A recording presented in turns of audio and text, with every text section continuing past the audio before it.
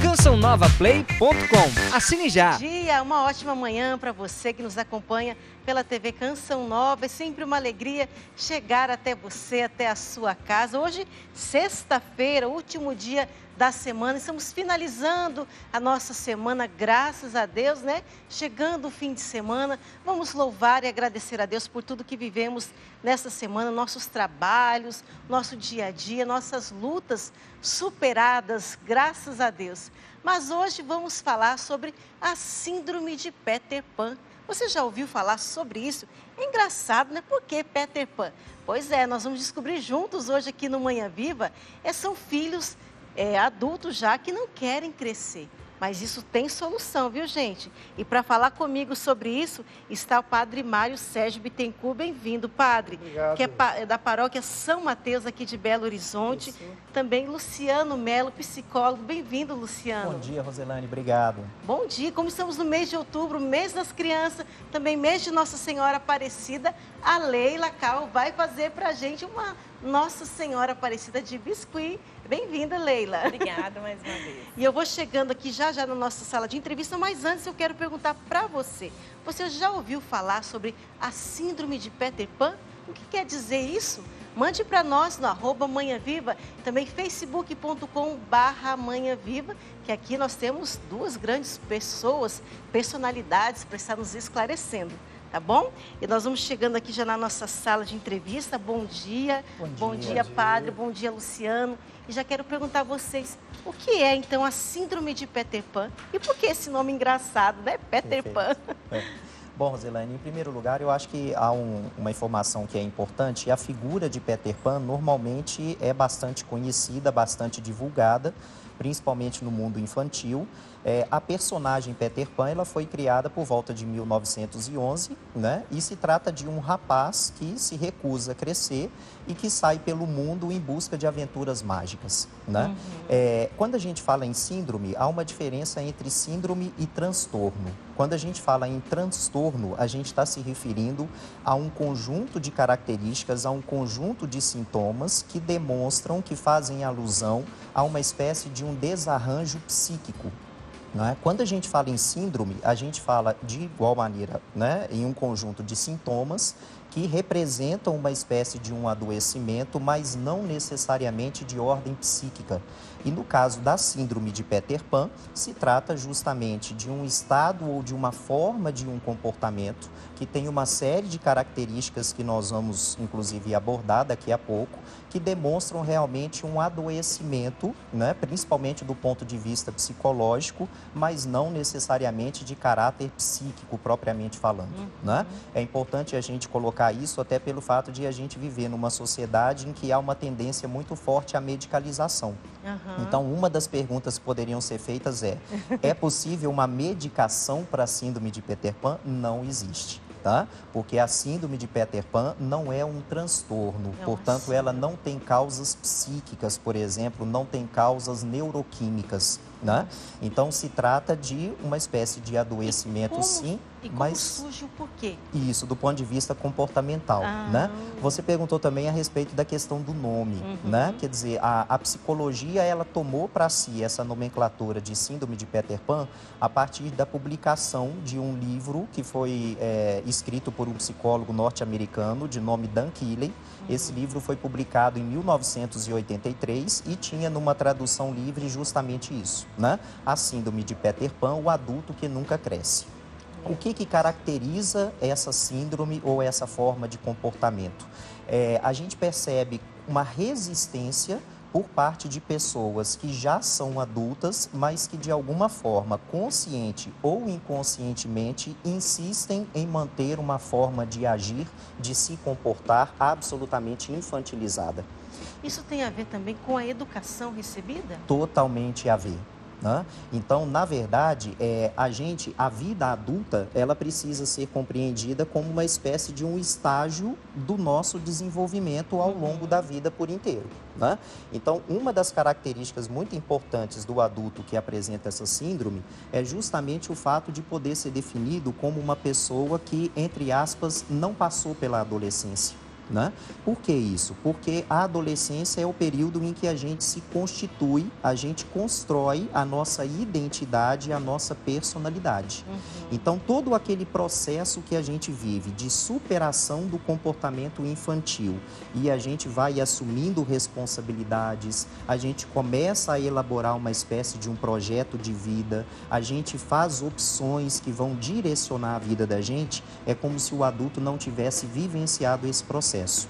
Então, crianças, por exemplo, que são mimadas o tempo inteiro, crianças, assim como adolescentes que são super protegidos, crianças ou adolescentes que são impedidos de serem frustrados, e isso é uma característica extremamente marcante dos nossos tempos atualmente.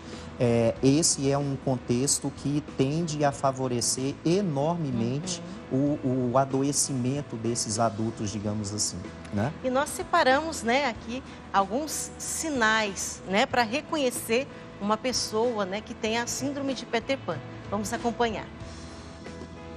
Sinais para reconhecer pessoas com síndrome de Peter Pan. Embora sejam adultos com mais de 30 anos, ainda se comportam como crianças. Sentem uma grande necessidade de chamar a atenção. São egoístas, só se preocupam consigo mesmos. Querem ter tudo, mas sem se esforçarem para conseguir. Consideram o compromisso como um obstáculo à liberdade. Não se responsabilizam pelos próprios atos. Vivem se escondendo atrás de desculpas. Tentam viver em contato com o público mais jovem. Se sentem inseguros e têm baixa autoestima. Pois é, tá aí, viu, gente? Alguns sinais para você, né, que é pai, mãe em casa, estarem também atentos para reconhecer os seus filhos. Ô padre, qual que é a atenção, né? O que isso também pode prejudicar o andamento do dia a dia da família, da harmonia do lar? É importante observar que, como o Luciano estava dizendo, tudo isso vai acarretando significados, vai trazendo responsabilidades e algumas dificuldades.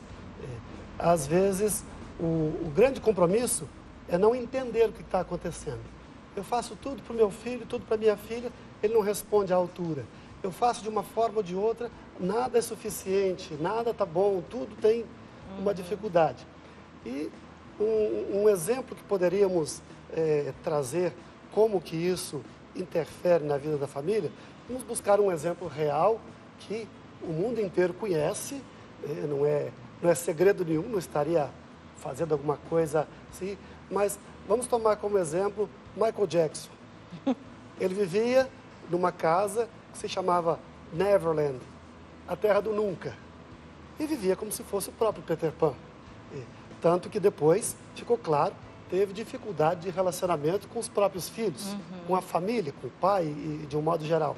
Porque buscava sempre esta ideia de ser um eterno adolescente, não quer crescer, não quer assumir compromisso. A família não cresce, ou pelo menos não cresce junta, vai em desarmonia.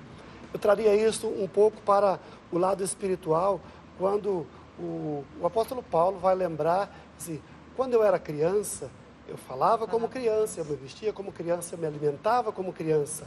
Agora que eu sou adulto, tenho que assumir as coisas próprias de adulto. Me vestir como adulto, me alimentar como adulto, falar como adulto. E, como o Luciano bem disse, tem pessoas com grande dificuldade para romper essa barreira entre a infância, adolescência e vida adulta. Isso atrapalha. Se até nós, na nossa vida espiritual, né, padre? Sim. A gente precisa evoluir, crescer, ter uma ascese, não Sempre. podemos ficar parado, né? Não dá para ficar parado. É isso mesmo. Luciano, e o que essas crianças, né, esses, vamos dizer, adultos, né, Homens, meninos. Pois é, pode, assim, estar passando ali no interior dele, no inconsciente, o que passa isso? Ele não tem realmente a consciência dos atos. É difícil a gente afirmar categoricamente isso, Roselane. O que acontece de maneira geral é que nem sempre ter a consciência de algo é a garantia da modificação de um determinado comportamento, né? Nós, seres humanos, nem sempre nós agimos como nós gostaríamos de agir, mas agimos como nós damos conta de agir e principalmente de acordo com o que nós chamamos de modelagem de comportamento, né? Essa ideia da modelagem do comportamento é uma ideia muitas vezes polêmica para muitas pessoas dentro da terapia cognitivo-comportamental, mas muitas vezes é mal compreendida. Quando nós falamos em modelagem de comportamento, nós estamos nos referindo ao fato de que todo comportamento tem um estímulo e tem uma consequência. Tá? Então, uma determinada criança ou um determinado adolescente que tenha sido criado sempre recebendo todas as coisas na mão, né? Toma banho, deixa a toalha molhada em cima da cama, a mãe vem logo depois recolhendo e pendura no varal. E não corrige. Não corrige. Mãe, já fez o meu prato? Mãe, pega um suco para mim? Mãe, onde é que está meu uniforme? Mãe, onde que isso, não sei o quê?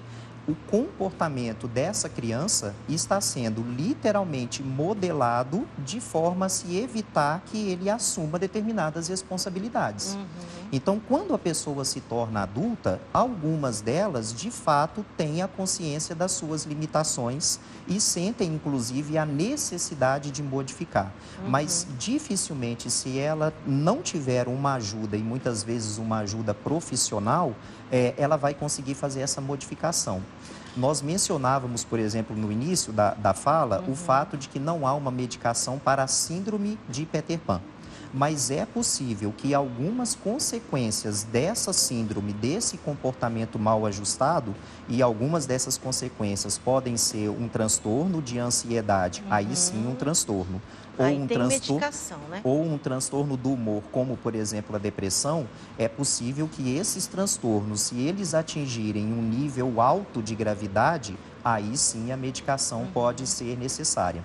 E por que isso acontece?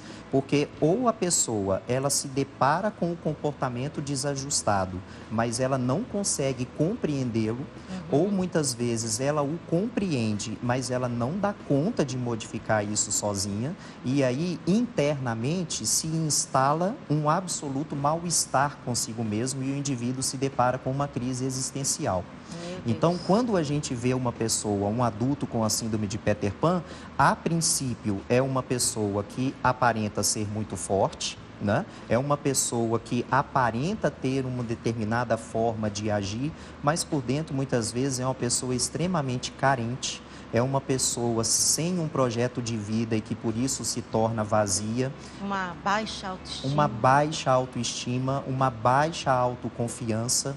Então, na verdade, a ansiedade e a depressão, elas se encontram na pessoa que tem a síndrome de Peter Pan um solo absolutamente fértil para que se desenvolvam. Meu Deus. E qual que é o diagnóstico? Como se tem o diagnóstico disso, Luciano? O diagnóstico ele se dá justamente através da observação do comportamento, né? Então, por exemplo, uma pessoa que profissionalmente é até bem sucedida, né? É uma pessoa, por exemplo, de um potencial absurdo, mas não respeita prazo, não consegue ser chamada atenção, se recebe um feedback, né, do seu superior hierárquico, por exemplo, e é pedido dele uma série de modificações, é uma pessoa que emburra, né? Então ela tem que estar sempre em primeiro lugar, ela tem que ser sempre ter o seu desejo satisfeito, tem que ser o centro das atenções, né?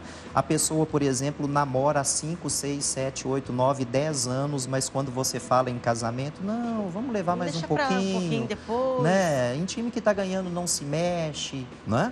Então, quer dizer, é uma pessoa que não tem compromisso, né? Não quer responsabilidade. Não participa. Você perguntou agora há pouco a respeito da questão da família. Uma das consequências sérias da síndrome de Peter Pan é justamente um desajuste familiar, porque o indivíduo se torna um peso para a família. Nossa, né? Quer dizer, além de ele fazer um mal para si mesmo, né? Porque ele está perdendo em termos de qualidade de vida, a família se vê na obrigação de carregá-lo nos ombros. Né? Então, é uma pessoa que trabalha, tem o seu salário, mas não contribui com as despesas da família, ou então se contribui muito menos do que deveria. né? Alguém na família precisa abrir mão de alguma coisa para se resolver um conflito. Eu não posso, né? Então, quer dizer, eu tenho que estar em primeiro lugar, né? Então, é uma pessoa, na maioria das vezes, egoísta, né? Que pensa muito mais em si mesmo. E uma característica importante, embora lamentável, mas que precisa ser dita. Aquele que tem o síndrome de Peter Pan, ou a síndrome de Peter Pan, ele tem uma tendência a ser manipulador. Então, é uma pessoa, do ponto de vista do relacionamento, extremamente agradável, né? Socialmente falando, é uma pessoa altamente... Nossa! Todo mundo quer ter a companhia. É aquela pessoa que, se você for dar uma festa na sua casa ou fazer um churrasco, é a primeira pessoa que você vai convidar, né? Por quê? Porque é uma pessoa que alegra todo mundo, é divertida, etc e tal, mas para aquele mesmo churrasco, o combinado era que todo mundo levasse a sua contribuição. Ele não levou a dele.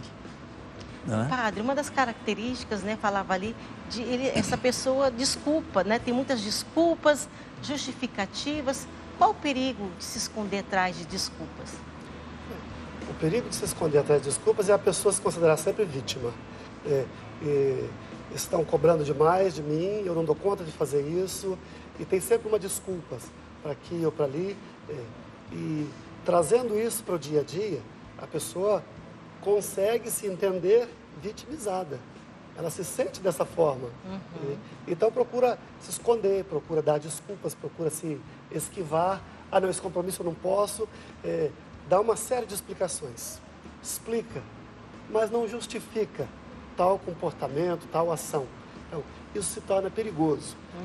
Como falávamos antes um pouquinho, na situação de família. Normalmente, essas pessoas têm essa dificuldade no relacionamento.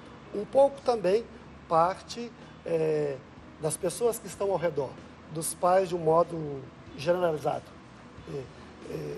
Primeiro namorado, primeira namorada. Não, esse rapaz não serve para minha filha.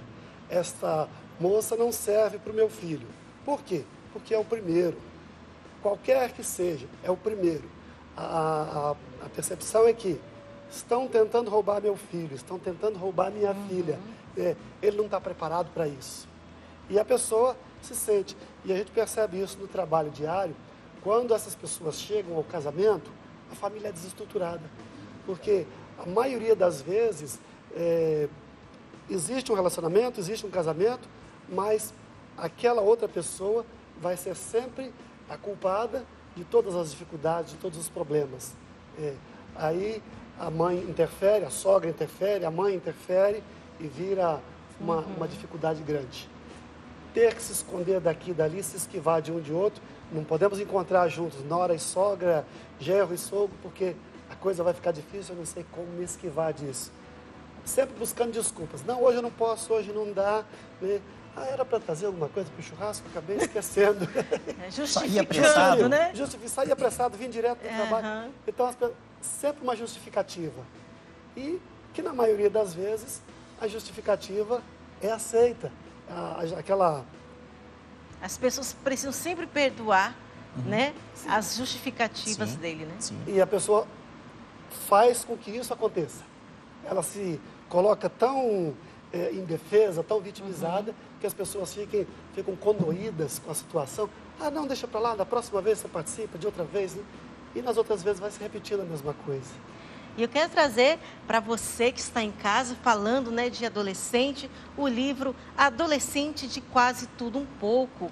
É um bate-papo, gente, sobre afetividade, namoro, sexualidade, religião, amizade, família, esporte. Então, é excelente, né? Você que tem seus filhos nessa fase da adolescência, né? Você que tem afilhado, neto, aproveite, dê de presente. Você pode estar entrando no site loja.cançãonova.com ou ir até as nossas lojas físicas, como aqui em Belo Horizonte, na Avenida Isabel Bueno, 400, no bairro Jaraguá. Vamos para um rápido intervalo e já voltamos conversando sobre a síndrome de Peter Pan. Estamos falando sobre a síndrome de Peter Pan. Você sabe o que é essa síndrome? Então, você que está em casa, mande para nós aí a sua dúvida, né? O que você, se você já viveu, né, alguma situação parecida, partilhe conosco nas nossas redes sociais, @Manhã Viva, facebook.com/Manhã Viva. testemunhando se você já passou por isso, alguém da sua casa, da sua família, ou se você tem algumas dúvidas, né? Mande para nós que nós vamos estar aqui perguntando aos nossos convidados, tá bom? Mas a nossa equipe esteve gravando com o testemunho de uma pessoa que viveu a síndrome de Peter Pan em casa. Vamos acompanhar. Eu estou aqui para falar do meu irmão. Ele é um Peter Pan dentro de casa. Uma pessoa que se recusa a envelhecer, já está com quase 40 anos. Asa ao seu bel prazer, sem preocupação das consequências dos seus atos, leva uma vida profissional exitosa. Em sua vida ele segue agindo como um adolescente egocêntrico, cheio de desejo de diversão, colocando a culpa nos outros pelas suas irresponsabilidades. Na área das relações amorosas, não se esforça por fazer parte de um casal maduro e estável. Ele quer sempre mais e mais atenção. Minha mãe retroalimenta esse processo dentro dele, pois é uma forma de se sentir amada porque teve um casamento desestruturado. Com isso, paga as dívidas dele e fica muitas vezes em necessidade, prejudicando tanto a saúde mental dela mesma quanto a dele, pois ele nunca luta pelas suas coisas, pois acha tudo nas mãos. Nesse processo, eu fiquei muito doente, desanimada, beirei uma depressão, mas busquei a ajuda de psicólogo e estou saindo desse. Mudei de cidade e estou me distanciando para sobreviver. Dei uma ajuda financeira em casa e manter contato. Se decidi não mais adoecer de preocupação, pois eles querem viver assim e ainda não querem mudar. Eu espero que esse ciclo se quebre.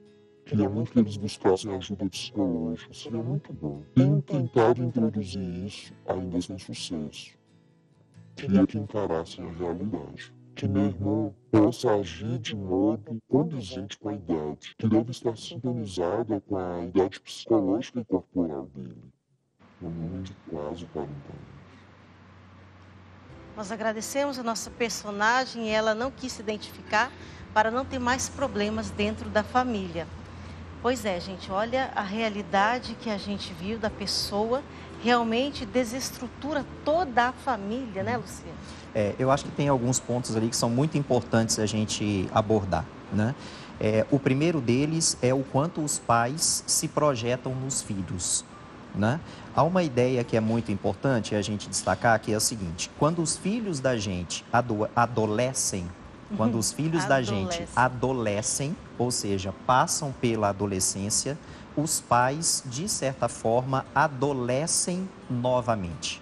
Nossa. Ou seja, ver o meu filho passar pela adolescência significa, de certa forma, eu fazer um resgate daquele mesmo processo de adolescência que eu também vivi. Então, se eu, como pai, como mãe, eu não for uma pessoa suficientemente bem resolvida, eu vou ter muita dificuldade para poder ajudar o meu filho a viver o seu próprio processo. Se eu não tiver, por exemplo, uma sexualidade bem resolvida, o dia que o meu filho chegar para mim e perguntar: pai, como é que foi a sua primeira vez? Eu não dou conta de conversar a respeito disso. Né? Então, esse é o primeiro ponto que eu acho que a gente tem que destacar. A mãe, ela, de certa forma, alimentava aquele comportamento do próprio filho, porque aquele comportamento era também uma fonte de alimento para ela. Ou seja, ela era mal resolvida no casamento e o amor ou a carência que ela não se sentia resolvida ou que ela não tinha resolvido no seu próprio casamento, ela recebia o amor através do próprio filho e esse amor vinha, ou seja, um adoecimento alimentava o outro. Porque ela não tinha do amor do marido. Do marido, ela, de certa forma, preenchia ou recebia por parte do filho. Essa é uma primeira questão, né?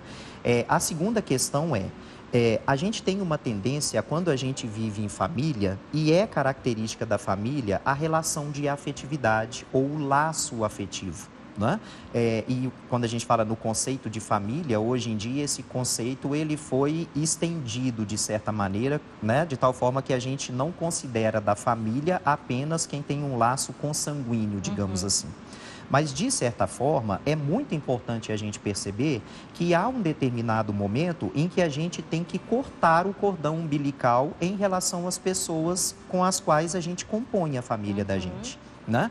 Então, a gente precisa entender o seguinte: aquilo que o indivíduo faz da própria vida é dele, né? E ele tem o direito de tomar determinadas posições, desde que essas posições não me afetem, né? Há muitas pessoas que pensam assim: mas o indivíduo ele tem 40, 50 anos de idade e não casou e mora com os pais? A princípio, nenhum problema. A questão é a maneira como acontece o fato de ele morar com os pais. Há pessoas que têm 50 anos de idade, não se casaram, moraram com os pais. É super tranquilo. Contribui, inclusive, financeiramente, contribui com o sustento da família. Às vezes até cuida dos pais. Cuida dos pais, tem uma presença amorosa, etc. e tal, de companheirismo, enfim. Mas a partir do momento em que eu não faço determinadas opções e passo a sugar as pessoas com as quais eu convivo, aí reside o adoecimento, né?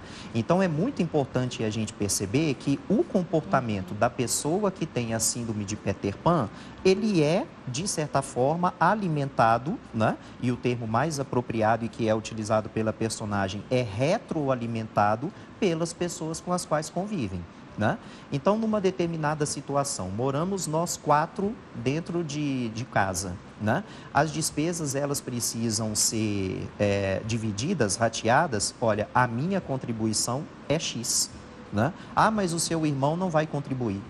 Infelizmente, eu não tenho nada a ver com isso, né? Porque se o meu irmão não pode ou não quer contribuir e eu contribuo no lugar dele, eu vou manter eternamente o meu irmão na zona de conforto, né? Eu estou me lembrando aqui de uma passagem de um livro do Issam Mitiba, em que ele faz uma comparação entre os filhos e os navios. E aí ele diz o seguinte: o lugar mais seguro para o navio é o porto. Só que o navio não foi construído para permanecer no porto. O navio foi construído, e o termo que ele utiliza é para singrar os mares, né? O navio foi feito para viajar. Então, os filhos da gente, eles encontram realmente o porto seguro na nossa casa, no ambiente familiar. A gente que é pai e mãe, a gente sabe exatamente que acontece alguma coisa com os filhos da gente, é como se tivesse acontecido para a gente, mas a gente precisa permitir aos nossos filhos que eles vivam e a gente precisa forçar um pouco o amadurecimento, né? Pais que resolvem o tempo todo todas as coisas para os filhos estão, na verdade, dando uma péssima contribuição para a sua vivência e para o seu amadurecimento, né? Padre, diante dessa... É difícil, né? Uma família, né? Mas diante do discernimento, à luz da fé da igreja, como que deve ser, né? Ajudada essas famílias? É um risco grande que se corre, porque quando se fala família, à luz da fé, à luz da igreja, vem também o significado de caridade. Eu tenho que agir com caridade, eu tenho que agir com bondade, eu tenho que aceitar, é o jeito dele, e a pessoa vai se acomodando. Então tem todas as suas necessidades satisfeitas por um ou por outro, em detrimento do trabalho de outros. Eu quero estar na minha tranquilidade. Eu não posso fazer isso, e não se esforça por fazer isso. E em nome dessa caridade, em nome dessa fraternidade, acaba-se, já que estamos falando nesse sentido da fé, acaba-se pecando, né, no sentido de favorecer que a pessoa continue nessa linha de pensamento, continue nesse erro que é próprio dele. Mas existe. E precisa ser combatido. Isso mesmo. Está chegando aqui participações, né? A Lucinéia Moraes diz: gostaria de saber se essa síndrome começa a ser desenvolvida na infância, através das ações que os pais criam em volta dessa criança.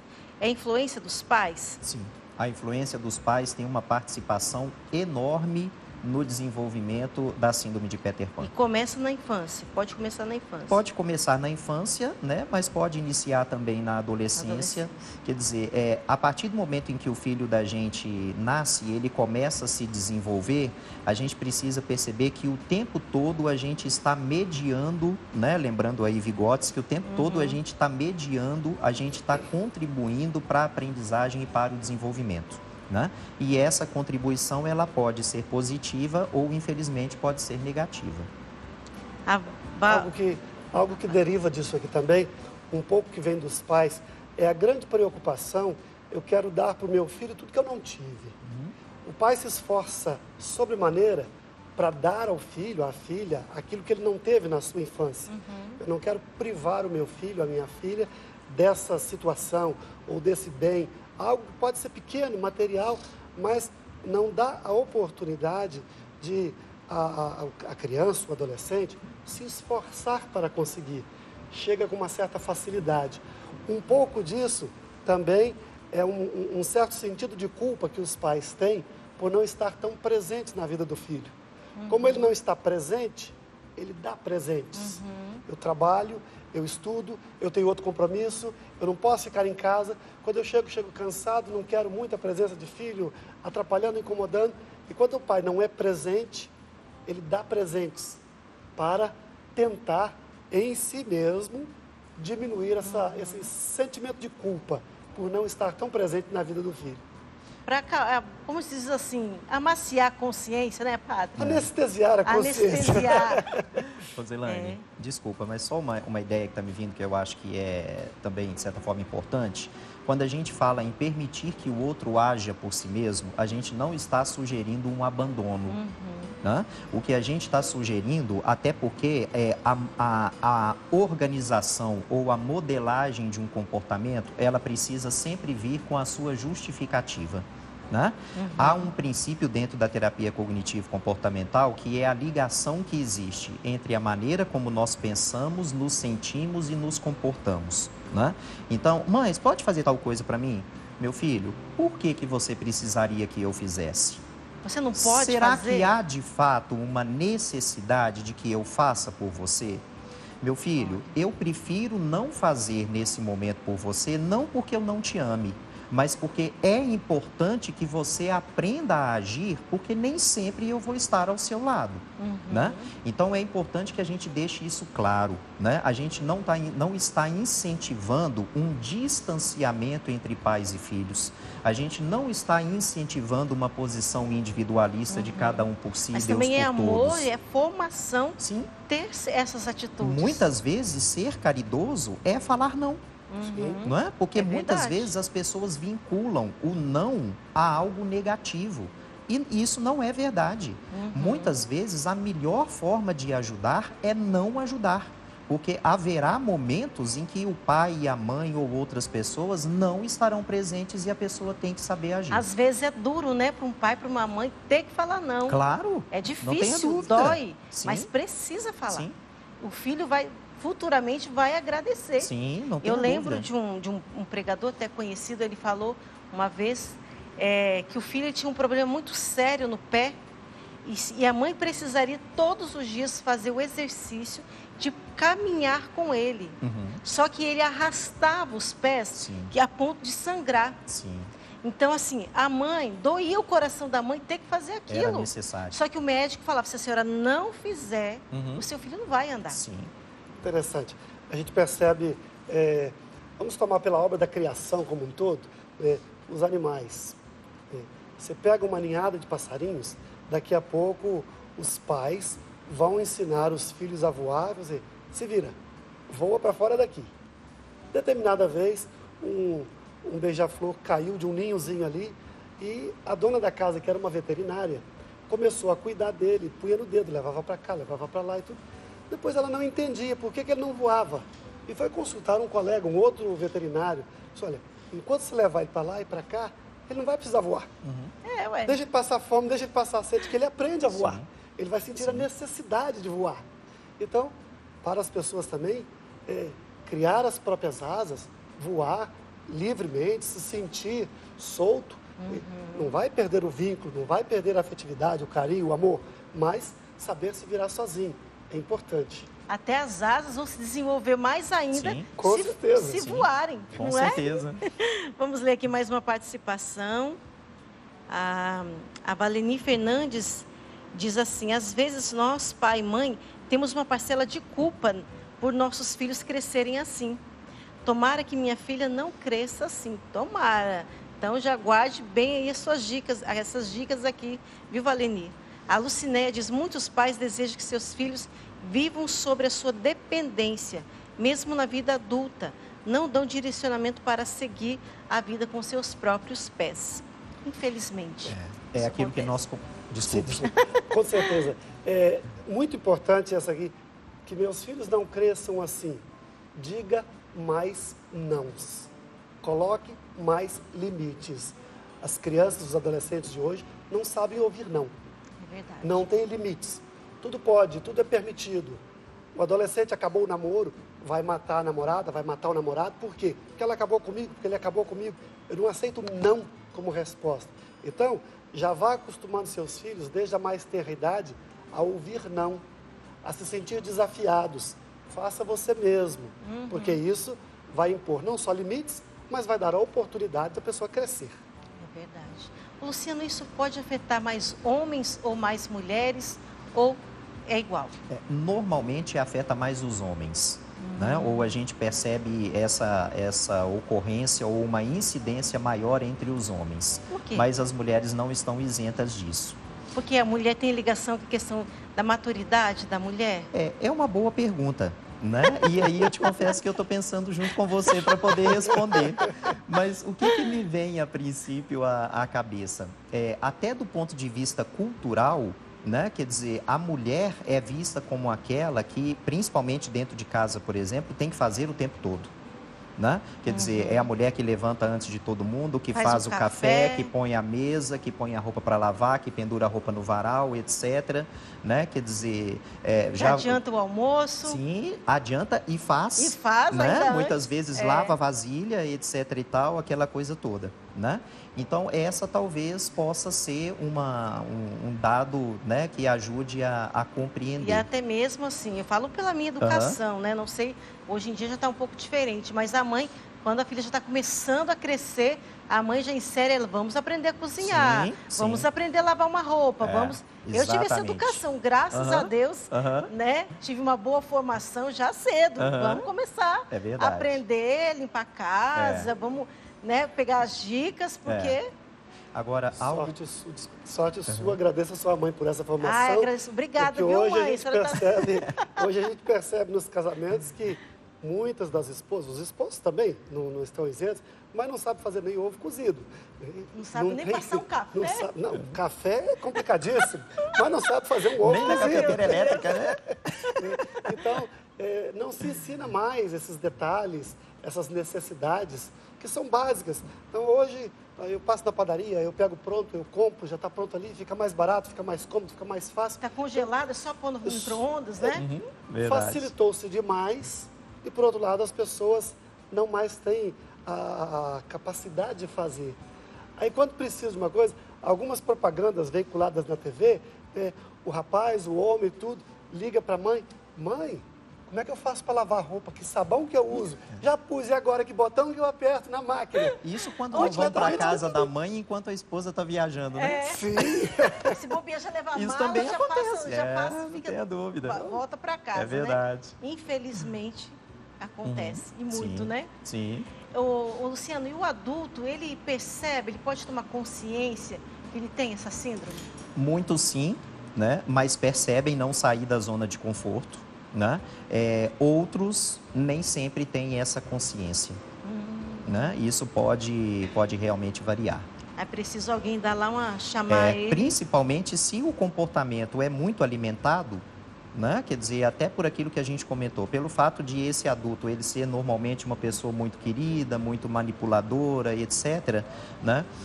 As pessoas nem sempre têm a coragem suficiente de chegar e de colocar limite. né? Porque essa é uma característica natural do ser humano, né? Uma boa parte das pessoas tem muita dificuldade para poder dizer aquilo que realmente pensa, né? Então, quer dizer, no trabalho, por exemplo, há muitas pessoas que, em vez de chegar e dizer, escuta, você não acha que esse comportamento seu está meio infantilizado, não?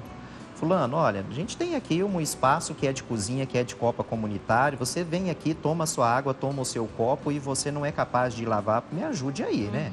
Olha, aqui cada um lava o seu, né?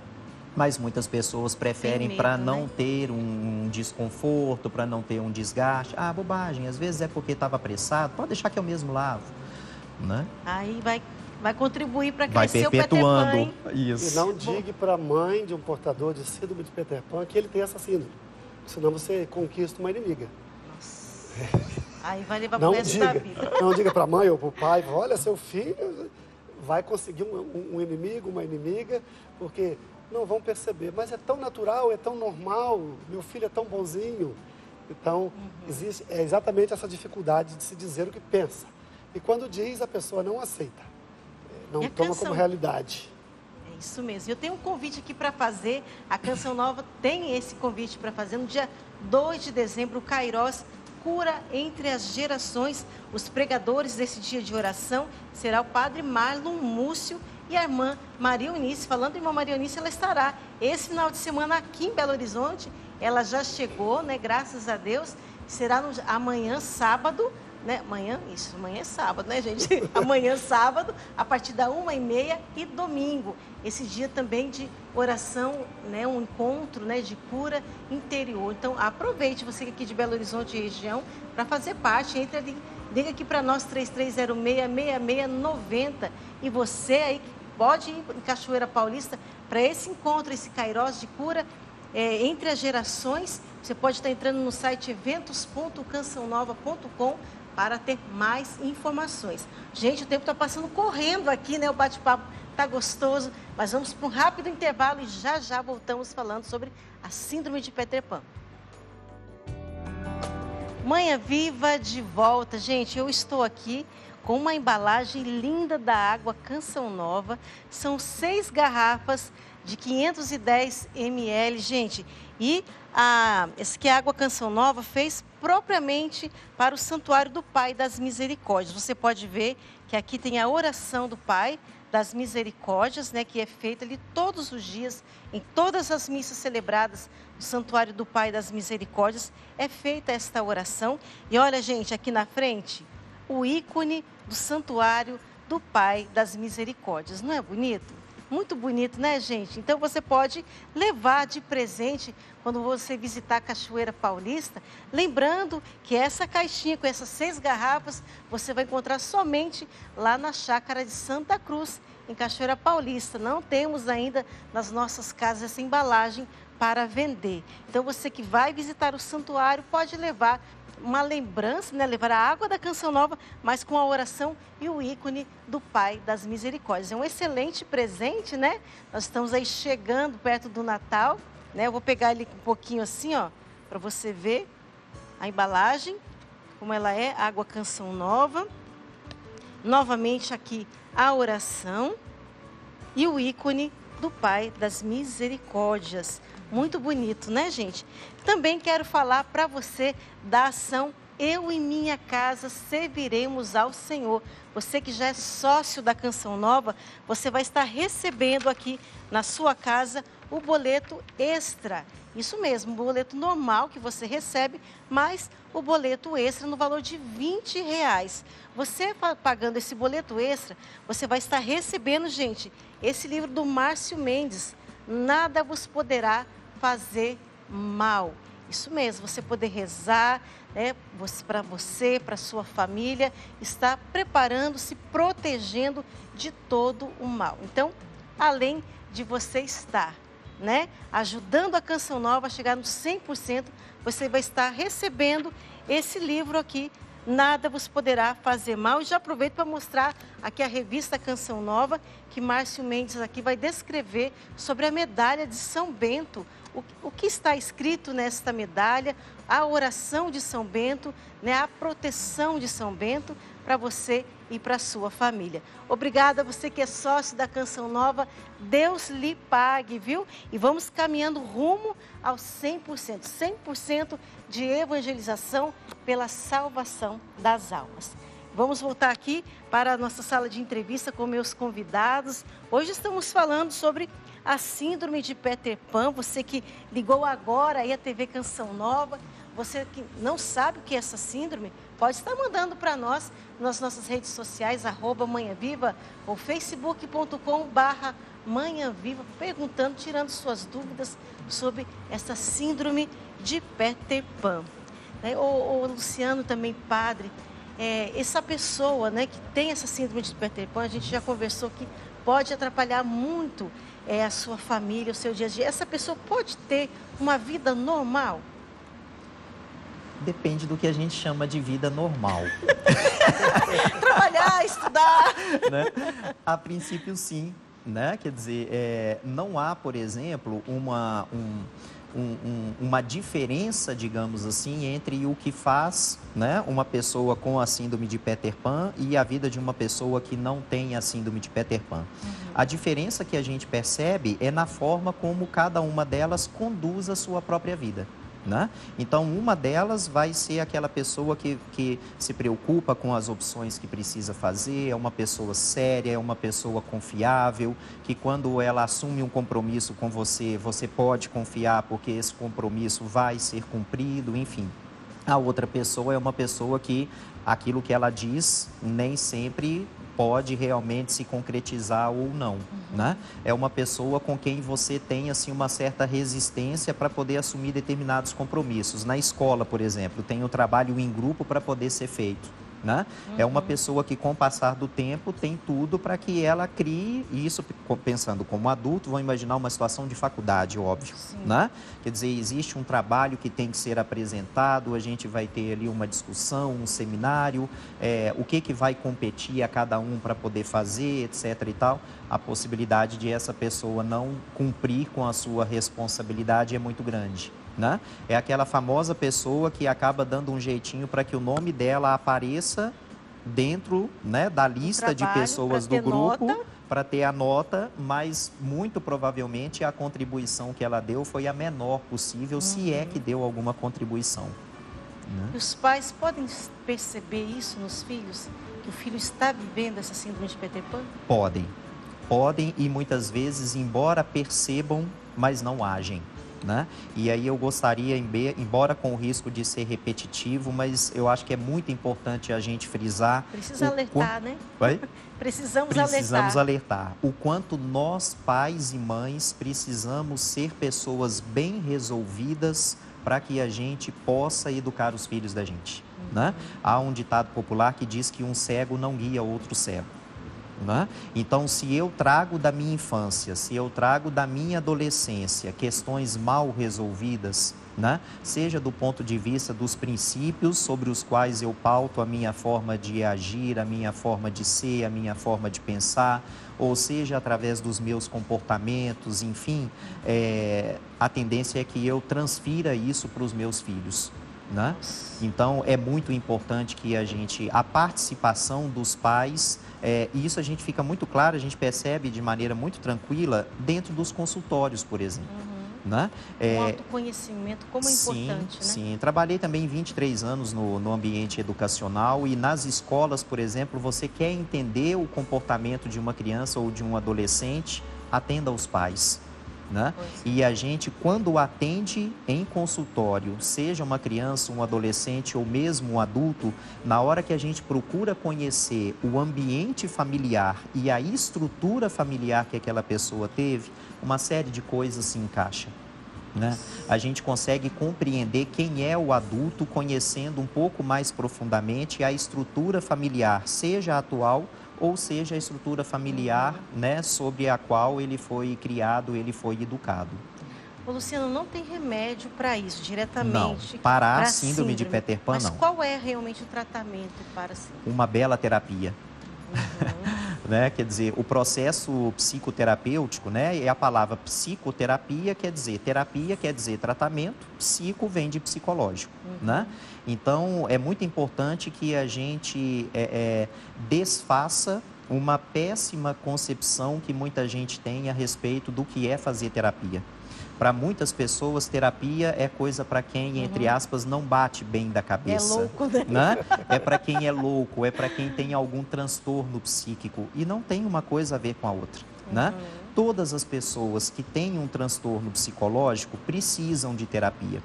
Mas nem todo mundo que faz terapia é porque tem um transtorno psicológico propriamente falando. Né? Até mesmo no mundo que hoje vivemos, sim, é necessário, né? Há duas palavras que sintetizam, por assim dizer, o que é fazer terapia: autoconhecimento e autoconstrução. Né? Se você tem um problema, por exemplo, no joelho, você procura um ortopedista. Né? Se você está com uma taquicardia, você vai ao cardiologista. E se você tem algo que você não compreende bem ou algum incômodo em relação à sua forma de pensar, à sua forma de sentir e de se comportar, por que não buscar um apoio de um psicólogo que é o profissional responsável por atuar nessa área? Né? Independente da idade que nós temos, nós sempre teremos um espaço dentro de nós por conhecer mais profundamente e em algum comportamento por ser modificado. Né? É um ledo engano a pessoa imaginar que porque eu tenho 60, porque eu tenho 70 anos de idade, não adianta mais fazer terapia. Isso não existe. Né? Seja o período da infância ou seja o período da velhice, né? A terceira idade ou melhor idade, não importa o nome que nós dermos, é um estágio de vida como qualquer outro, né? Que tem os seus pontos positivos, que tem os seus dilemas, que tem os seus desafios. Então, o verdadeiro tratamento, por assim dizer, da síndrome de Peter Pan é a realização da terapia.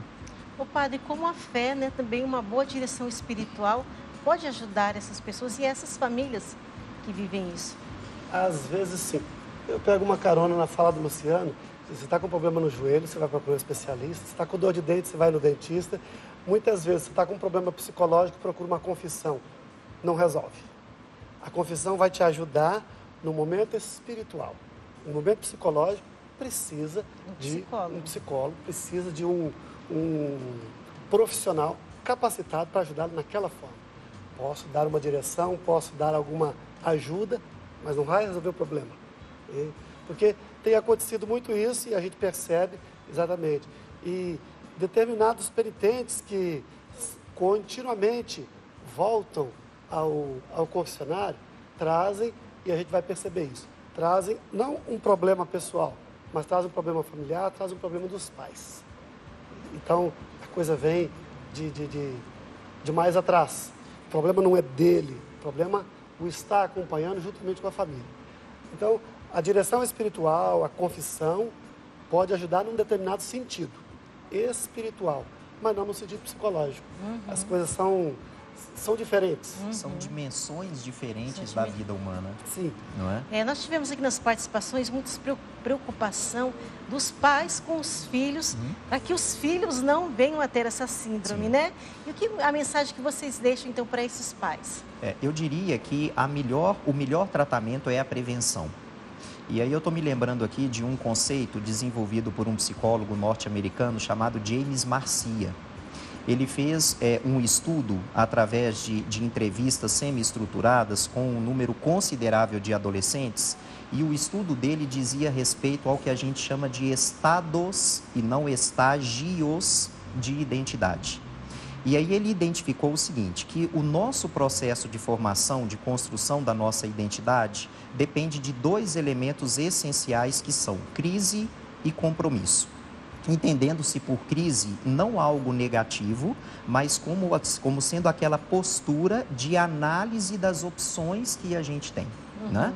Então, a partir da forma como o adolescente ele entra em crise nesse sentido e ele assume os compromissos, a gente tem esses 4 estados de identidade que muito sucintamente são os seguintes. Há um primeiro estado que é o estado com crise e com compromisso. Eu, adolescente, encaro a importância de eu fazer as minhas opções, eu vou pensar do ponto de vista profissional que curso universitário eu vou fazer, eu observo os meus comportamentos, se eu recebo convites do grupo de amigos, eu penso sobre as opções que eu tenho, etc. e tal, eu tomo as minhas opções e assumo o compromisso. Há um estado de identidade em que a pessoa ela não entra em crise, portanto, ela não considera opções, mas ela assume compromisso. Então, eu sou comprometido, mas eu só sou comprometido com aquilo que meus pais definiram. Há pessoas que estão em processo de formação de identidade. E há aquelas pessoas que fazem parte do quarto estado, que é o que a gente não deseja para ninguém. Nem crise e nem compromisso. É o futuro portador da síndrome de Peter Pan. Então, a água correr para cima ou correr para baixo não faz a menor diferença. É isso que nós temos que evitar. E os pais podem evitar isso justamente acompanhando o seu filho no dia a dia e incentivando a construir o seu projeto de vida. Olha, o senhor padre, essa mensagem. Eu repetiria um pouco o que eu já disse. Para que isso não aconteça, pais, digam mais nãos. Não pode. Por que que não pode? Dê a explicação, dê o motivo, você não é capaz de fazer isso. Pai, eu posso dirigir? Não. Por quê? Você ainda não é capaz de dirigir. Eu sei dirigir, mas não pode. Dizer não e se manter firme. Dizer não e daqui a pouco, uma voltinha aqui de carro, tanto faz. Não. Ser firme no seu não. Aí eu volto buscando uma palavrinha do próprio Jesus Cristo. Seja o seu sim, sim, o seu não, não. Porque senão a gente vai abrindo concessões, abrindo exceções e perde o controle. Então, digam mais nãos, imponham limites e mostre o porquê disso. Não é a sua hora, não é o seu momento, você não está preparado para isso. Você casa uma pessoa de 14 anos? Não. Por quê? Ainda não é a hora. Você ainda não está preparado para isso. E para outras coisas da vida, dizer mais nãos. Conseguiremos bons resultados, com certeza. É verdade. Agradeço, Luciano, pela sua presença. Eu que participação. agradeço. Obrigada, Padre Mário, pela sua presença. Sempre uma alegria participar do Manhã Viva. Muito prazer, bom, né? muito Esclarecedor para nós sobre o que é síndrome de Peter Pan. E olha, gente, aguardo vocês já. Vamos estar aprendendo a fazer uma linda Nossa Senhora Aparecida de biscuit com a Leila, viu? Então, prepare aí, fique atento para você anotar como fazer essa Nossa Senhora Aparecida. Até já, espero você. Manhã Viva de volta e agora chegou o momento do nosso artesanato com a Leila. Bem-vinda, Leila, aqui no Manhã Viva mais uma vez. Que ela faz coisas de leilocas, coisas que ela faz. E hoje ela vai nos ensinar a fazer uma Nossa Senhora Aparecida em biscuit, né, Leila? Isso. O que você vai precisar para fazer a Nossa Senhora? Então, nós vamos usar esse modelinho aqui, ó. Ela é simplesinha, mas vai ficar linda, né? Então, a gente vai precisar de um cone de isopor e bolinha para fazer a cabecinha, né? Nós vamos cobrir o cone com a massa de biscuit. Eu escolhi essa cor, né, essa tonalidade aqui para cobrir. Então, Que a Nossa Senhora mais moreninha? Isso. Aí a gente pega uma massa, mais ou menos cor da pele, uma pele morena, né? Sempre massageamos bem a massa para sair as bolhas de ar. E aí a gente abre essa massa. Aqui, ó. Com um rolinho. Com rolinho a gente abre, uma espessura mais fina, né? Aqui com o ar condicionado ela resseca um pouquinho mais rápido do que eu gostaria, mas aqui já dá para ter uma noção. Aí a gente cobre o cone todinho e tira as imperfeições, né? Eu não passo cola no cone não, mas tem gente que passa cola, né, deixa ele secar e depois vem com a massa. Aí uma vez coberto ele vai ficar assim, a massa vai retrair um pouco, então é sempre bom esperar essa massa retrair para terminar o serviço. Aí no caso aqui a gente pega a massa mais clara para fazer a cabecinha. Normalmente é um pouco maior do que o tamanho da bola de isopor, ou mais ou menos o mesmo tamanho. Para poder cobrir bem, né, Leila? Isso. Colocamos a bolinha dentro da massa. Primeiro fazemos a bolinha, né? Depois colocamos dentro, cobrimos essa bolinha.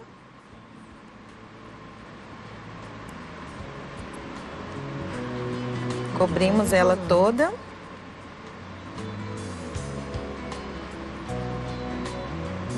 Aqui tem que... É quase igual brincar de massinha de modelar, né? Isso. Aqui a gente vai modelar melhorzinho em casa, com mais calma, com mais tempo, pra gente poder fazer aqui o rostinho. Eu tenho aqui o cortador, uma esteca de boca, né? Eu faço a boquinha, vai ficar mais ou menos assim. Depois de seca, ela já vai ter retraído, aí eu vou usar aqui. Acho que até aqui deu para entender, né? Deu. Aqui no caso, eu usei uma golinha branca para destacar. Então eu peguei um pouquinho da massa branca. A massa fica no saquinho para ela não ressecar muito. Então, massageio.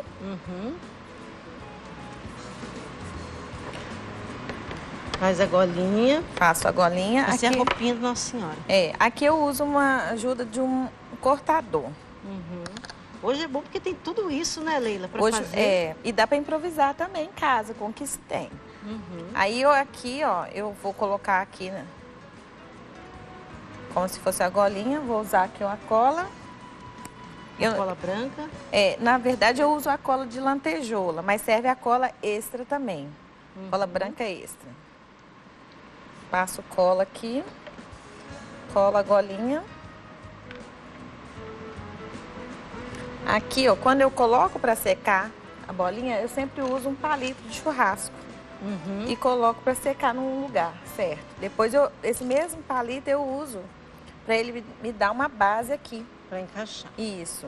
Passo cola aqui também.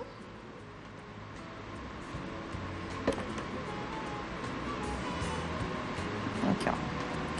Até aqui, ó. Aqui na cabecinha. Tá quase saindo. Isso. Aqui, ó, essa cabecinha já está seca. Então, ela seca, eu posso fazer os olhinhos. Eu uso uma caneta de retro. Meço bem.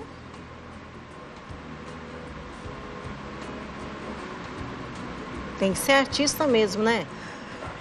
Faço os olhinhos. Faz bolinha, faz olhinho. Vai nascendo, né? Aqui o cabelinho, eu usei uma massa preta. Quem depois quiser tirar alguma dúvida, é só me procurar lá que eu ajudo a terminar. No Instagram, isso. @coisas de Leiloca. Vai lá no Instagram dela, você vai ver cada coisa linda que ela faz, viu, gente? E aprender, conversar, pedir na mensagem ali, pedir umas dicas, né, Leila? Isso, eu sempre estou ajudando. Aqui, ó, para fazer o cabelinho, eu só vou pôr o cabelinho na frente. Vou fazer 2 bolinhas. Você faz encomenda para só Minas ou para fora também? Eu já atendi outros estados. Olha que legal. Já atendi. É só entrar em contato, fazer que você manda, né, Leila? Manda, tudo no prazo certinho, dá tempo. Aqui, ó, então eu faço o cabelinho, eu faço 2 coxinhas, eu fiz 2 bolinhas, depois fiz 2 coxinhas mais alongadas, apertei pra dar uma achatadinha e vou colocar aqui assim, ó, na lateral. Tudo passando cola, viu, gente? Vou usar uma esteca pra fazer o cabelinho. Aqui, ó, eu vou estar... O cabelinho de Nossa penteando, Senhora. Penteando. Essa eu tô fazendo com mais rapidez, então... Aqui tem que ser mais rapidinho, né, Leila? Isso. Aqui, ó. Agora, para eu fazer os bracinhos, eu faço 2 rolinhos.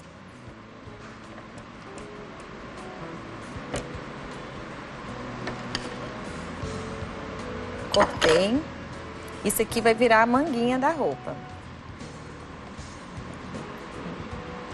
Aqui na ponta eu faço as mãozinhas.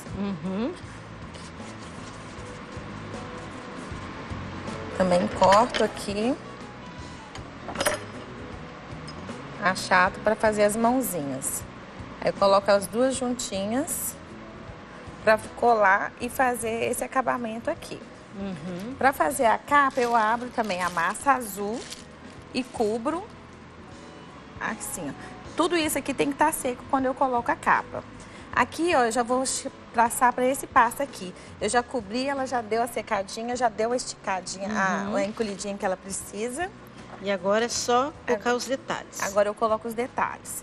Aqui eu tenho esses estrazinhos. Tem a coroinha também, que eu posso colar usando a cola de silicone. Isso. E aqui eu vou enfeitar. Aqui eu fiz um oratório, né? Pra colocar depois que ela Senhora. estiver toda bonita. Aqui, toda bonitona. Opa. Em casa vocês façam com mais capricho. Pode criar, né? Isso. Aí vocês podem colocar. Olha como é que fica mais bonito. Nossa, fica mesmo. É? Aqui eu coloquei um volta do- brilhozinho no manto, né? Cola a coroinha. Peguei um tercinho desses menorzinhos que se usa em batismo. E aqui, ó, pintei esse oratório Pra colocar Nossa para colocar Senhora. dentro. Usei uma tinta branca, usei um stencil e glitter para fazer os detalhes. Então, simplesinho. Aqui, ó, dá para fazer ela também como moldura, que é um quadro. Aí eu só fiz o esboço, mas aqui é só colocar o manto, colocar a coroinha em cima com os acessórios e vira um quadrozinho de parede também. Leila, muito obrigada, viu? Que Deus Nada. abençoe. Amém. Nossa Senhora Aparecida te abençoe. Amém. Gente, foi rapidinho, mas qualquer dúvida, entre lá no Instagram, @coisasdeleiloca. Muito obrigada mais uma vez a vocês. Obrigada a você que esteve ligadinho conosco. Deus abençoe, excelente final de semana. E você vai acompanhar agora as palavras do nosso pastor, Dom Valmor.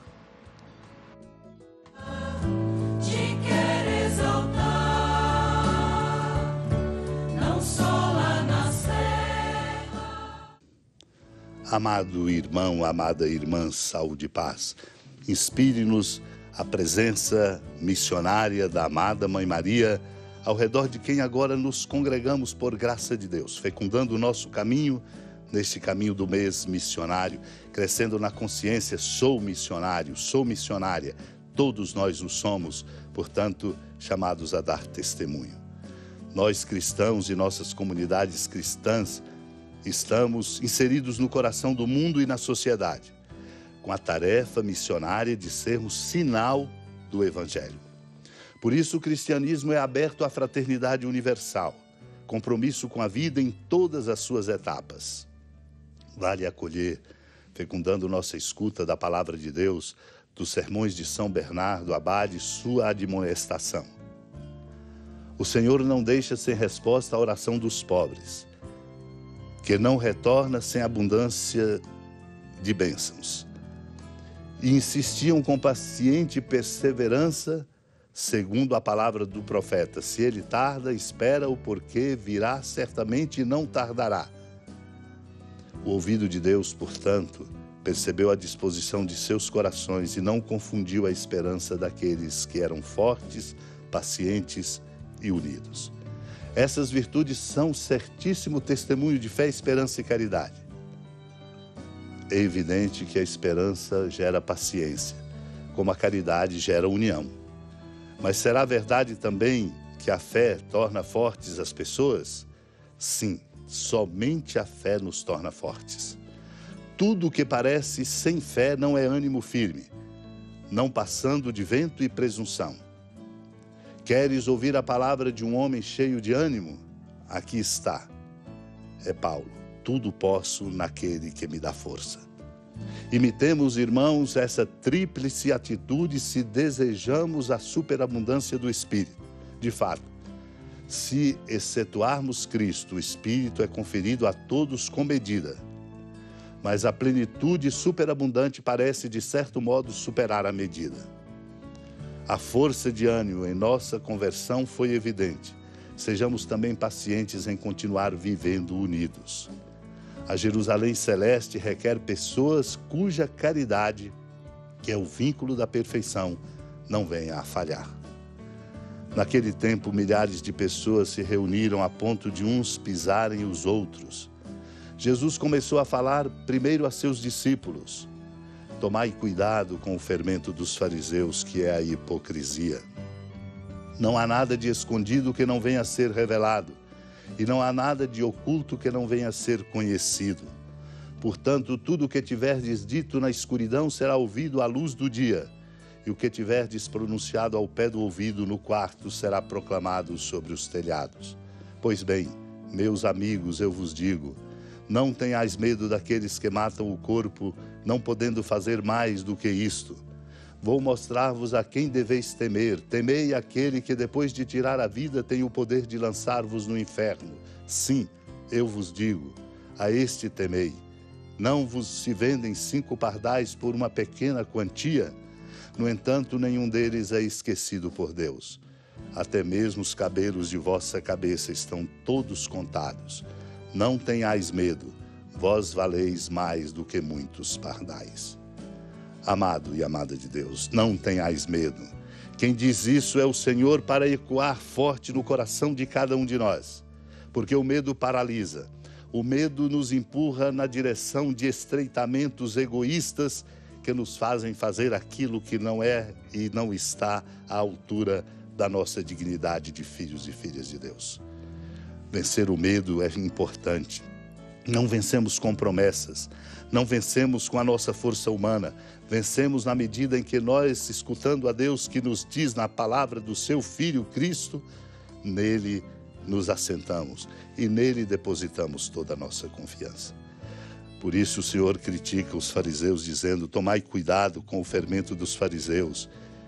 O fermento é a hipocrisia, isto é, a falta de autenticidade. É um modo que gerado exatamente por depositar em si mesmos a própria confiança, de se considerarem os mais importantes. Por isso é preciso ser simples, aberto, transparente, porque o Senhor diz, nada do que está escondido não venha a ser revelado, e não há nada de oculto que não venha a ser conhecido. Por isso é preciso ser transparente, não fazer nada espuriamente, às escondidas, na escuridão, porque tudo o que for pronunciado ao pé do ouvido no quarto será proclamado, diz o Senhor, sobre os telhados.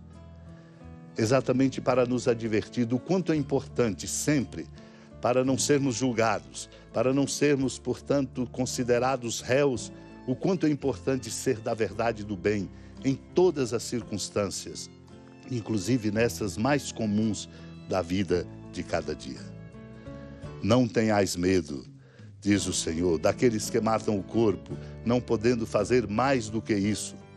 Nós somos chamados a temer aquele que de fato nos dá a vida e nos pode tirar a vida, aquele que tem o poder de lançar-nos no inferno. Por isso o Senhor diz, a este temei, e nos lembra, 5 pardais são vendidos por uma pequena quantia. No entanto, nenhum deles é esquecido por Deus. Nós somos considerados por Deus. E por isso diz, não tenhais medo, vós valeis mais do que muitos pardais. Somos, portanto, desafiados a compreender e nos sentir amparados e conduzidos por Deus. Um desafio existencial. Oportuna é a indicação feita nos livros sobre a cidade de Deus, Santo Agostinho, quando diz, toda obra que realizamos em vista de aderir a Deus em santa sociedade, isto é, relacionada com a finalidade do bem pelo qual poderemos ser verdadeiramente felizes, é verdadeiro sacrifício. Que o nosso sacrifício, isto é, a nossa oferta a Deus para o bem, seja a nossa coerência de vida e nunca a hipocrisia. Supliquemos. Amado irmão, amada irmã, com alegria do Santuário Basílica da Padroeira do Estado de Minas Gerais, a Senhora da Piedade, que da sua casa de clemência e bondade nos acompanhe e nos abençoa do alto da serra, magnífica arquitetura divina, a bênção de Deus, amor misericordioso, Pai, Filho e Espírito Santo, desça sobre sua família, proteja sua casa, sustente sua vida, fecunde o caminho missionário de nossa igreja, nos encha de sabedoria e permaneça conosco para sempre. Amém. Feliz padroeira de um povo a lutar.